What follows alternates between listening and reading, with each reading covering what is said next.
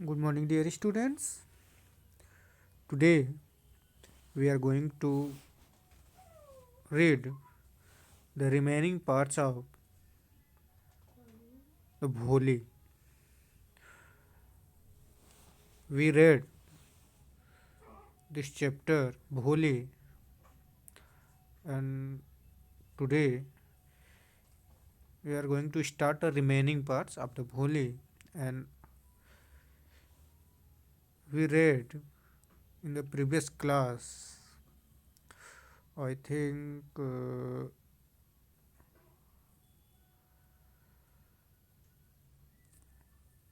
at the railway station.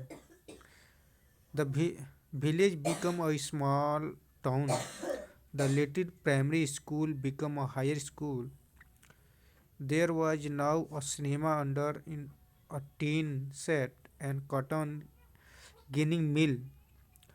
The mill train become to stop at the railway station. I think यहाँ तक हम लोग पढ़ चुके थे. उसके बाद से हम लोग रीड करेंगे. तो अब कई साल बीत चुके हैं. 10 years पास. और कई साल बीतने के बाद the village become a small town. जो वो गांव था अब एक कस्बा में परिवर्तन हो गया था. मतलब एक टाउन बन गया था. और जो लिटिल प्राइमरी स्कूल था अब वो हाई स्कूल बन गया था.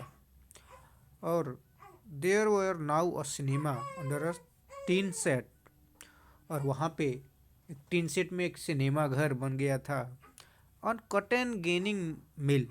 और वहाँ पे रुई ढूंढने वाला एक जो मशीन था वो वहीं पे था. द मेल ट्रेन का मतलब जो होता है लोकल ट्रेन.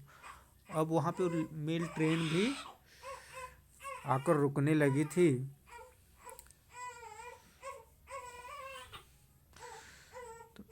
जहाँ तक हम लोग पढ़ चुके थे उसके बाद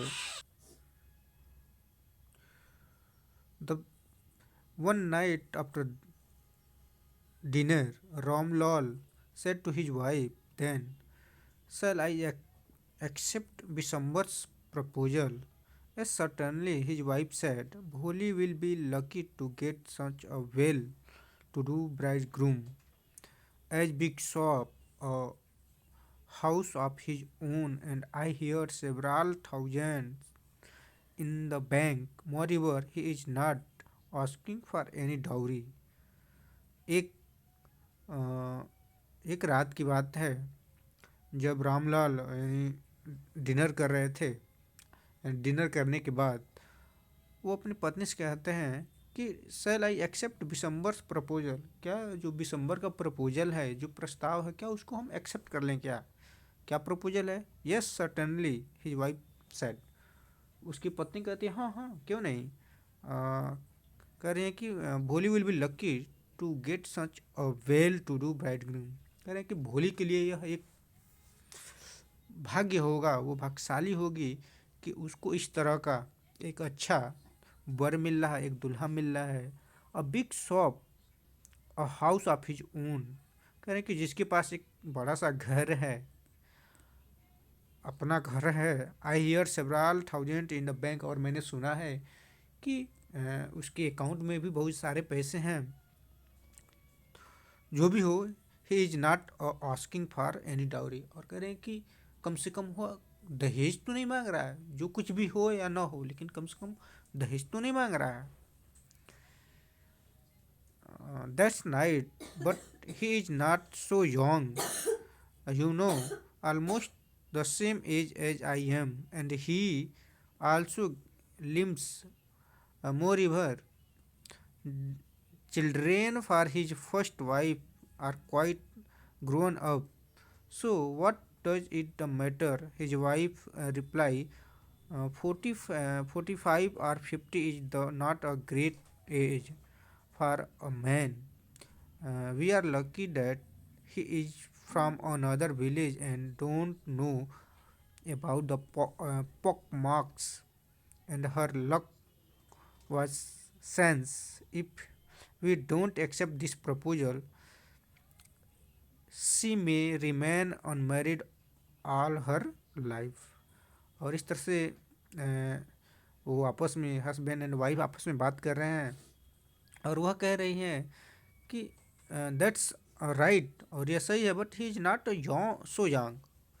और वो कह रहे हैं कि वो इतना ज़्यादा लेकिन यंग नहीं है, इतना जवान नहीं है, तुमको तो पता ही है। तो उनकी जो पत्नी है वो कह रही हैं, अरे 45-50 वर्ष किसी मैन के लिए कोई ज़्यादा एज तो नहीं होती है। अब देखो कितना यहाँ पे डिफरेंस दिखा रहा है कि 45 और 50 वर्ष एक मैन के लिए, एक लड़की शादी करने के लिए कोई ज़्यादा एज नहीं होती है। तो वो उसकी पत्नी कह रही है और कह रही है कि हम लोग लक्की हैं कि वो कहाँ इस गांव का नहीं है, दूसरे गांव का है, क्योंकि उसे जो स्मॉल पॉक्स, जो चेचक के जो निशान है उसके पूरी बॉडी पे, भोली के, वो उसको उसके बारे में पता नहीं है। और अगर हम लोग इस रिश्ते को, इस प्रपोजल को एक्सेप्ट नहीं करते हैं तो शायद जो भोली है वो क्या रह जाएगी, अनमैरिड ही रह जाएगी, यानी कुंवारी ही रह जाएगी। Yes but I wonder what भोली विल से। तुम तो सही कह रही हो, लेकिन मैं आश्चर्यचकित हो रहा हूँ, हैरान हो रहा हूँ कि भोली क्या सोचेगी। What will what witless one say is like a dumb cow. करें कि वो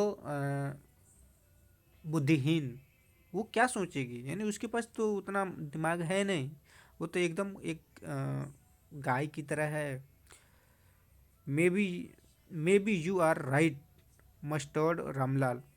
जो रामलाल है वो भी थोड़ा संकोच करते हुए कहता है कि तुम सही कह रही हो। In other corner of the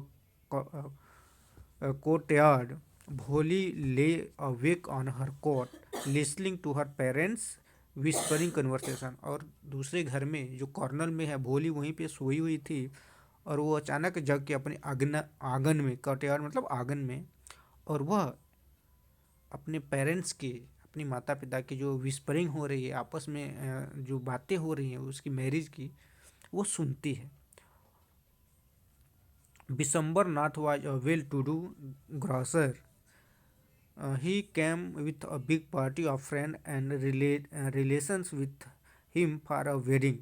जो बिशंबर नाथ है वो एक अच्छा उसकी दुकान है, ग्रॉसर की। ग्रॉसर मतलब पंसारी की दुकान। और वह क्या करता है, जब सब कुछ तय हो जाता है तो he come with a big party of his friend and relative with for a wedding. वो साथी बारात लेकर, यानी शादी में अपने फ्रेंड के साथ, अपने रिलेटिव के साथ वो क्या करता है, आता है। A brass band playing a popular tune from Indian film headed a procession with a bridegroom riding a decorated horse। Ramlal was overjoyed to see such pomp and splendor. He has never dreamed that his fourth daughter would have such a grand wedding. Foley's elder sister, who has come for the occasion, you are envious of her luck। और इस तरह से जब वो बारात लेकर आते हैं पूरे साज बाज के साथ, ब्रांड, तो जो उसके पिता हैं इस ओकेजन को देखकर वो बहुत ज़्यादा खुश होते हैं, क्योंकि her father could not think like that. क्योंकि वो उसके पिता कभी सोचे नहीं थे कि मेरी छोटी वाली लड़की का शादी इतने धूम धड़ाके के साथ, इतने अच्छे तरह से उसकी शादी होगी, शायद वो कभी सपने में भी नहीं सोचे थे। लेकिन जो उसकी जो बहनें थी वो आई थी और इतनी साज बाज को देखकर वो उनको आपस में जलन सी हो रही थी। When the auspicious moment come, the priest said, "Bride, bring the bride।" और वह क्षण आया, वो मंगलमय समय जब आया, जब प्रिस्ट कहे कि ब्रिंग द ब्राइड, यानी दुल्हन को लेकर आइए। तब Bholi clad in the red silk bridal dress was led to bride place near the sacred fire. यानी हम जानते हैं जहाँ पे शादी होता है, जहाँ पे आग जलाया जाता है, तो वहाँ पे भोली को बुलाया जाता है, मतलब कि दुल्हन को बुलाया जाता है। तो जो दुल्हन थी, जो भोली थी, वो सिल्कन ब्रिडल, यानी जो शादी के समय जो कपड़ा जो पहनते हैं, सिल्कन यानी साड़ी के समय वो कपड़ा पहन कर यानी सिंपल ब्रिडल ड्रेस में, यानी एक दुल्हन जिस तरह से सजती है उस ड्रेस में वो आती है। Bholi garland bride one of his friend promoted Bishamber Nath. अब गार्लैंड ब्राइड वन ऑफ, और जो बिशंबर का एक मित्र है वो उसको क्या करता है, माला डालने के लिए प्रॉम्प्ट करता है, उसको प्रेरित करता है। The bride groom lifted the garland of yellow marigold. A woman slipped back the silken veil from the bright face. December took the quick glance. The garland remained poised in his hand. The bride slowly pulled down the veil on her face. और जैसे ही जो दूल्हा है बिशंबर जब उसको माला डालने जाता है तो एक वीमेन उसकी जो घूंघट है भोली की वो क्या करती है, खींच देती है, जिससे कि उसका जो पूरा चेहरा है वो एक झलक वो देख लेता है, और देखने के बाद से वो जो माला है वो अपने हाथ में लिए ही रहता है। Have you seen her said Bholi said Bishamber to his friend, not to him, she has pox mark on her face. वो कहता है कि अपने एक मित्र से कहता है क्या तुमने इसको देखा। Said Bishamber to his friend next to him, यानी वो अपने मित्र से कहता है, तो वो कहता है कि हाँ she has pox mark on her face, कहता है कि उसके चेहरे पे क्या है, यानी जो स्मॉल पॉक्स मतलब जो चेचक के निशान है वो दिखा, और वो उसे बताता है। So what you are not young either, तो वो कहता है कि यार कोई बात नहीं है, उसके चेहरे पे थोड़ा सा इस पॉक्स मार्क्स का निशान है यानी चेचक का निशान है, लेकिन तुम भी तो बहुत ज़्यादा ओल्ड हो, यानी तुम भी तो 50 के करीब हो, तो कोई बात नहीं। May be but if I am to marry her her father must give me 5000 rupees. अब वो कहता है ठीक है, लेकिन वो कह रहा है कि अगर मैं इससे शादी करूँगा, यह एक कंडीशन रख देता है। जब उसके चेहरा को देख लेता है तो वो कहता है कि मैं एक ही शर्त पे शादी करूँगा कि जब उसके पिता हमको क्या करेंगे, 5000 रुपया हमें डाउरी के रूप में देंगे। Ramlal went and place his turban his honour a Bishamber feet, don't humiliated me so, take 2000 rupees. अब इस तरह से जब वो कहता है कि मैं उसी शर्त पे शादी करूँगा कि जब आप मुझे 5000 रुपया देंगे, तो रामलाल बिशंबर के पास जाते हैं, अपने टर्बन को अपनी अपनी पगड़ी को उतार के उसके पैरों पे रख देते हैं और कहते हैं कि बेटा यह मेरी सम्मान की बात है, मेरे रिस्पेक्ट की बात है, बिशंबर फिट, डोंट ह्यूमिलिएटेड, ये मुझे इतना शर्मिंदा मत करो, टेक 2000 रुपीज़, कह रहे हैं कि 2000 रुपया ले लो और शादी कर लो, यानी 2000 उस समय के लिए और लॉट ऑफ मनी, ये आज की बात नहीं है, बहुत पहले की बात है। No 5000 or we go back keep your daughter, वो कहता है कि नहीं नहीं मुझे 5000 चाहिए, I want to 5000, after then we will marry, otherwise I will go back. वो कह रहा है कि अगर मुझे 500 रुपया आप नहीं दोगे तो मैं क्या करूँगा, बैक चला जाऊँगा, और अब अपनी बेटी को तुम रखना। Be little considerate please, if you go back I can never show my face in a village, ten out with 5000। तो वो कहते हैं, बहुत रिक्वेस्ट कर रहे हैं, कह रहे हैं कि बेटा अगर आप घर चले जाओगे, बैग चले जाओगे, शादी नहीं करोगे, तो मैं समाज में मुंह दिखाने लायक नहीं रहूँगा, इस गांव में मुंह दिखाने लायक नहीं रहूँगा। तो फिर कहता है कि तब 5000 रुपया मुझको क्या कीजिए, दीजिए। Tears streaming down his face, Ramlal went in, open the safe and counted out of notes, he place the bundle of a bride groom of fit.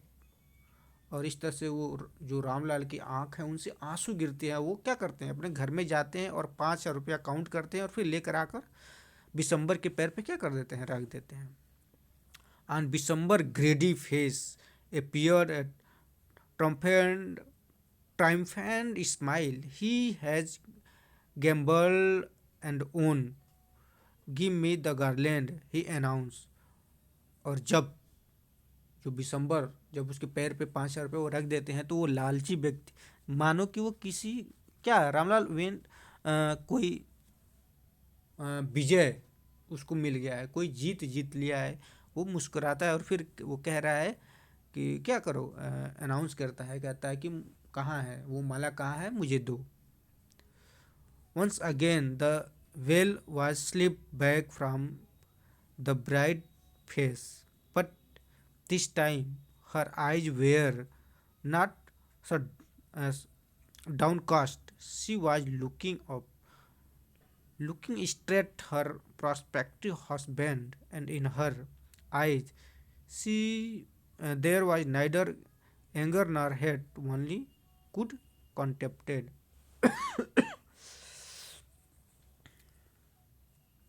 अब वन अगेन, यानी फिर जो भोली है उसके जो घूंघट है वो स्लिप हो जाते हैं, लेकिन अब वो उसको ढकती नहीं है, और वो क्या करती है, विशंबर की तरह देखती है, और देखती है तो क्या, she was looking up, looking straight, वो सीधे विशंबर की तरफ देखती है, और ना ही वो अपने आँख से, यानी नहीं वो गुस्सा होती है और ना ही वो हेट करती है, सिर्फ यानी कॉन्टेम्प्टेड, निराशापूर्वक उसकी तरफ क्या करती है, वो देखती है। तो आज के लिए इतना है, बाकी नेक्स्ट क्लास में इस चैप्टर को कंप्लीट करने का प्रयास करेंगे। Okay, thank you.